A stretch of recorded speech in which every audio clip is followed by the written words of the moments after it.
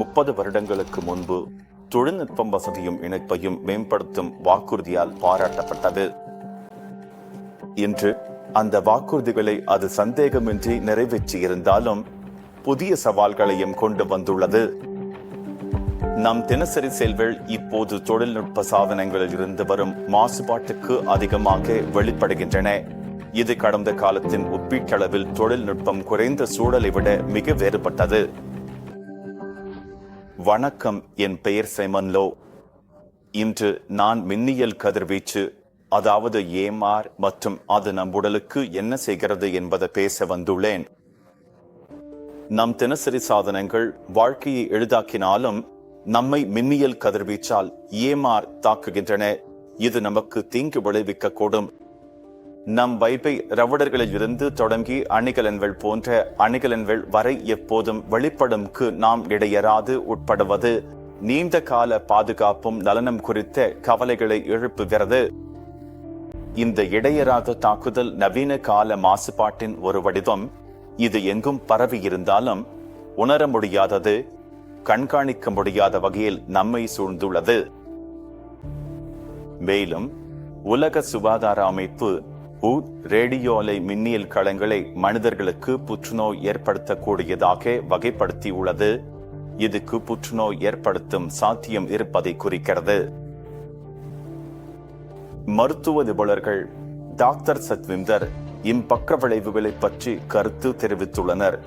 இதில் சிறுவர்கள் குறிப்பாக அதிக பாதிப்புக்கு உள்ளாகிறார்கள்.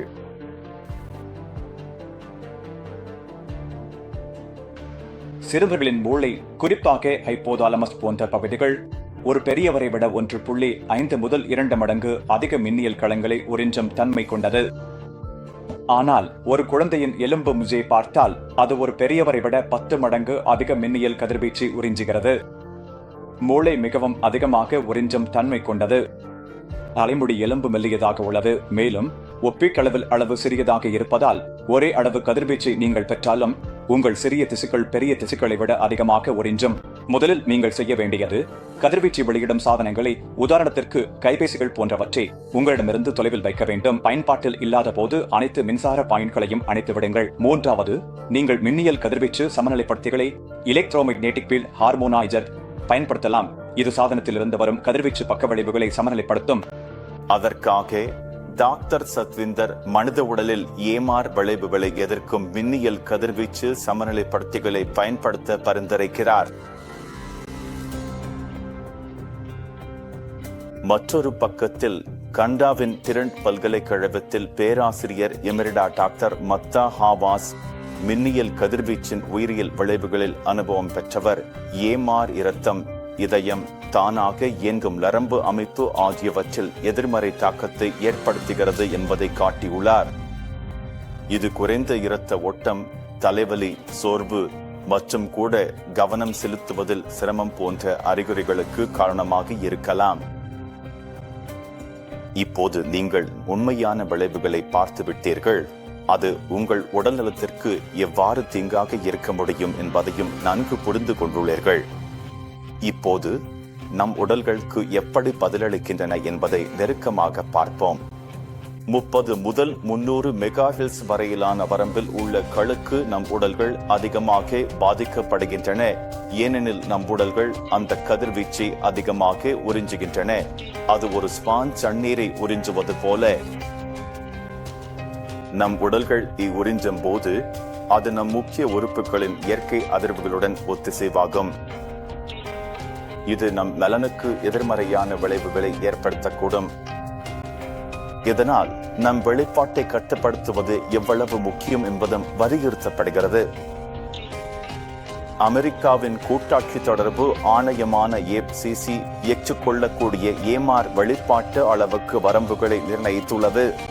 இது பொதுமக்களின் உடல்நலத்தை பாதுகாப்பதற்காகவே செய்யப்பட்டுள்ளது. இதை பொருட்படுத்தாமல் பல மின்னணு சாதனங்கள் இந்த வெளிப்பாட்டு வரம்புகளுக்கு அருகிலும் சில நேரங்களில் அதே அளவிலும் செயல்படுகின்றன. இது நம் தினசரி வாழ்க்கையில் ஏற்படும் மொத்த வெளிப்பாட்டின் விளைவுகள் குறித்து கவலைக்குரியதாக உள்ளது. நீங்கள் அதை தொட முடியாவிட்டாலும், பார்க்க முடியாவிட்டாலும், வாசனை கூட தெரியாவிட்டாலும் ஏமார் எப்போதும் சுற்றி இருப்பதை நீங்கள் தெரிந்து கொள்ள வேண்டும்.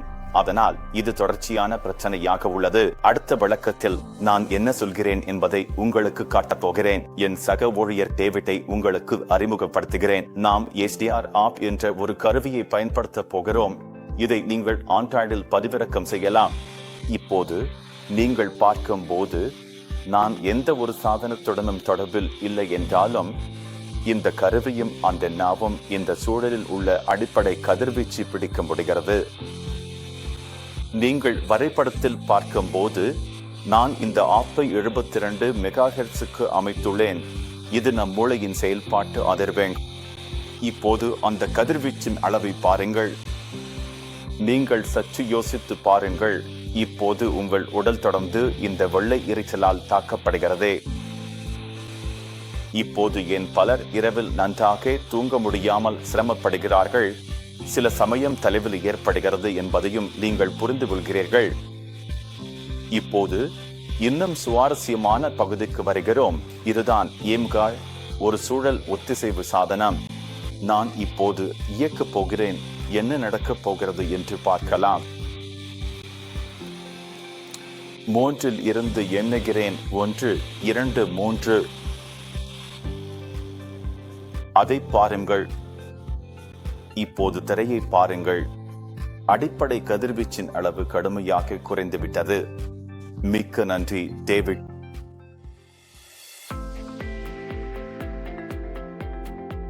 ஏம்கார்ட் வெளிப்புற அதிர்வலைகளை அடக்குவதன் மூலம் அவை நம் உடலின் இயற்கை செயல்களை பாதிக்காமல் இருக்க ஒரு பயனுள்ள தீர்வை வழங்குகிறது.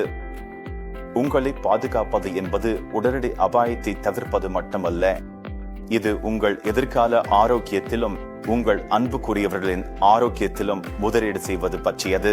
இப்போது ஏம்கார்ட் உடன் நம் தொழில்நுட்பம் நிரம்பிய உலகில் நீங்கள் ஆரோக்கியமான வாழ்க்கைக்காக முன்னோடியான ஒரு படி எடுத்து வைக்கிறீர்கள். இந்த வீடியோவை நீங்கள் ரசித்திருந்தால் மேலும் உங்கள் அன்புக்குரியவர்களை இதிலிருந்து பாதுகாக்க தொடங்க வேண்டிய அவசியம் உண்மையில் இருப்பதாக நீங்கள் உணர்ந்தால் இந்த வீடியோவை உங்களுடன் பகிர்ந்தவரை தொடர்பு கொண்டு எங்கள் இணையதளமான www.mgaard.it பார்வையிடுங்கள். என் பெயர் சைமன். கவனமாக இருங்கள், ஆரோக்கியமாக இருங்கள்.